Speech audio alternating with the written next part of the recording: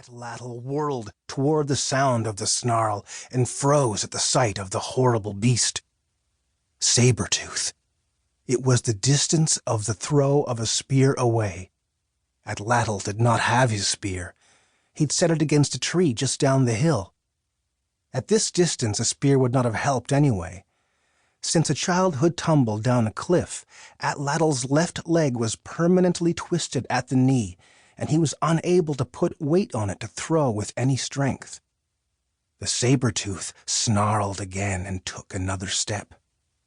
Even if he was capable of running, which, because of his knee, he was not, Atlatl was trapped by rock walls. This beast, then, was in no hurry. Saber-tooths were heavy and broad, low to the ground, shoulders wide and chest broad, haunches bulky with muscle. Saber-tooths did not chase with a burst of speed like a cheetah. Saber-tooths needed to pounce from ambush, then sink the spears of their front teeth into the necks of startled victims or into the soft bellies of larger prey, like a mammoth or camel. Its orange-brown fur rippled as it lifted and set down each of its massive paws. "I'm not worth your effort," Atlatl told the saber-tooth. He'd needed to swallow a few times just to work moisture into his throat. "I'm skinny. My bones will get stuck in your throat and choke you." It was either force himself to speak in a calm manner that hid his terror, or shriek and limp away as fast as possible. He really wanted to shriek and try to run. He knew, however, that movement would make the saber-tooth chase and pounce. Life both as hunters and hunted taught children the ways of survival early. Those who paid the price for inattention, if their bodies could be retrieved, were wrapped in animal skins and returned to the earth beneath the tears of the women of the clan, who would sing wordless tunes of mourning until the sun left the sky, their faces painted red with ochre. Stories of the person would be told around the fires so that no one would forget them. What Atlatl wanted to do most was listen to the tremble in his belly and flee, knowing that at any second those great claws could dig deep into the flesh of his shoulders and back.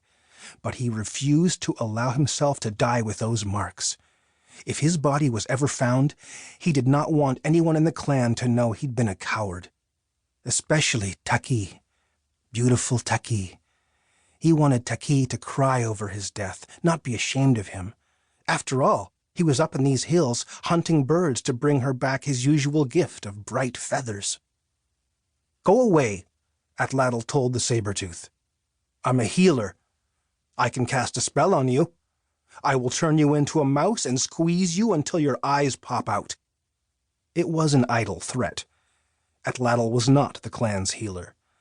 That honor belonged to Banti, Atlatl's uncle. Atlatl was just a boy, almost a man, with a twisted left leg. "I saw a giant sloth," Atlatl said to the saber-tooth, "a little ways down the hill. Much bigger than me. You can take your time. It will still be there. You do know that sloths move slowly, yes?" The beast ignored Atlatl's promise of a giant sloth and continued to creep forward. Too soon it would be close enough for a ferocious leap with terrifying jaws opened wide. Atlatl knew he'd been careless and doubted he'd survive to learn from his mistake. This was afternoon, late in the summer.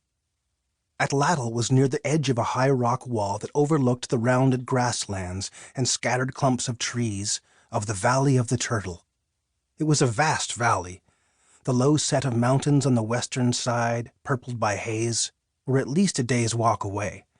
Far, far upstream along the river that fed this valley was Ghost Mountain, where the clan never traveled.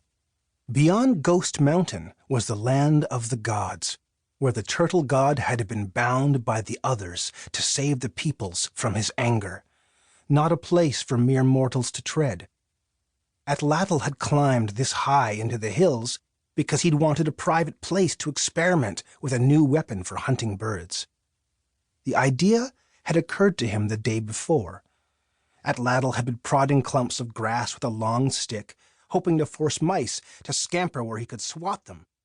A small snake.